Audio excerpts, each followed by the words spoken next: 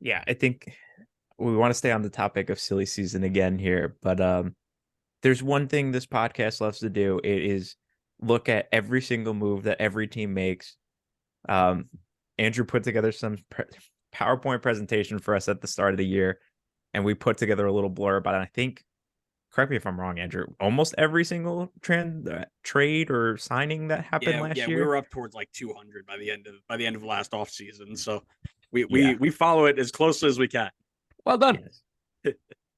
So I know you've already started off on keeping us busy right for next year, but looking from a team's perspective, I know it's a little bit early, but who do you think's made the biggest impact so far in early days of the transfer window?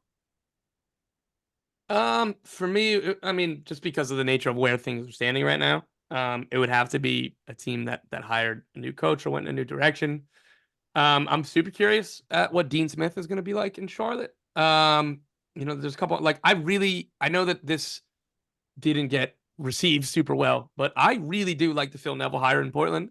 I think that team is pretty ready in terms of just their key players. Plus, they're going to have at least one, if not two, DB spots open. So just the combination of the players there, like Evander, Eric Williamson, Christian Paredes, Santi Moreno, like they have a lot of talent, and then they also have a lot of maneuvers and flexibility to bring in more. So again, I think that would be kind of the first one off the top of my head. I like the idea of Colorado, like said it 100 times about we're going to transition, like leaning into an identity and what the identity that they had in 2021 under Robin Fraser before Fraser himself, like kind of changed the tactics a little bit, which is fine. Coaches evolve and everything.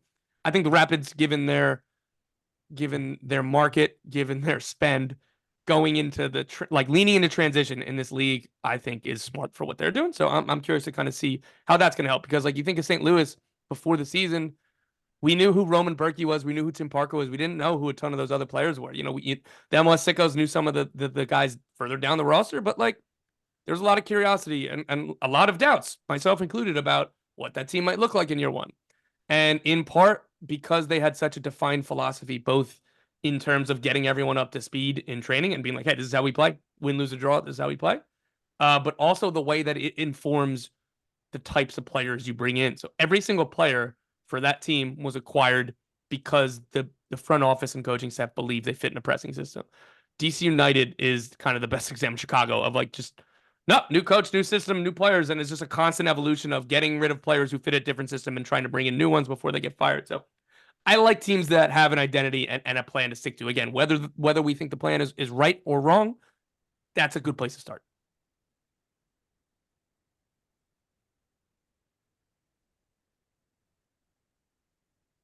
Thought Connor was going to continue on there. Sorry. He was looking up like he was reading a note he wanted to read. So you made it all one question in here, so I didn't realize you had another one within it. I just didn't know if you were reading off something. If you want to keep going, I'll let you go. Yeah, so let me go to the second part of this very long worded question.